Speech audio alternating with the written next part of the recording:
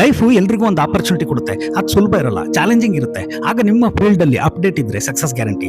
1994 March 27 India tour of ನ್ಯೂಜಿಲೆಂಡ್ Zealand ODI. ಭಾರತ ಗೆಲ್ಲೋಕೆ 50 ಓವರ್ಗಳಲ್ಲಿ 143 ರನ್ ಮಾಡಬೇಕಿತ್ತು. Opener Navjot Sidhu injured. ಒಂದ್ ಕಡೆ ಅಜಯ್ ಜಡೇಜಾ ಇದ್ರು, ಇನ್ನೊಂದೆಂಡಿಗೆ ಯಾರೋ ಒಂದು ಪ್ರಶ್ನೆ ಆಗಿತ್ತು. ಆಗ 20 ವರ್ಷದ ಸಚಿನ್ ಹೇಳ್ತಾರೆ, ನಾನು ಓಪನ್ ಮಾಡ್ತೀನಿ. ಟಾರ್ಗೆಟ್ ಕಡಿಮೆ ಇತ್ತು, ಆದರೆ ಓವರ್ಸೀಸ್ ಕಂಡೀಷನ್, ಸ್ವಿಂಗ್ ಬೌಲರ್ಸ್ಗಳ ಹಾವಳಿ. ಫೇಲ್ ಆದರೆ ಮತ್ತೆ ಮಿಡ್ಲ್ ಆರ್ಡರ್ಗೆ shift. Team manager Ajit Wadekar, captain Azhar yes ಅಂತಾರೆ. ಸಚಿನ್ ಓಪನಿಂಗ್ ಮಾಡ್ತಾರೆ.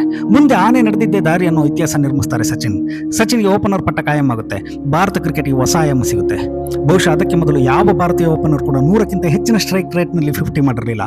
ಸಚಿನ್ 49 ಬಾಲಲ್ಲಿ 82 ರನ್ ಮಾಡಿ ಔಟ್ ಆದಾಗ ಸ್ಕೋರು 117ಕ್ಕೆ 2. 15 4 2 6. ಅಂದರೆ ವಿಕೆಟ್ಗಳ ಮಧ್ಯೆ ಓಡಿ ಸಚಿನ್ ತೆಗೆದುಕೊಂಡಿದ್ದು 10 ರನ್ಸ್ ಮಾತ್ರ.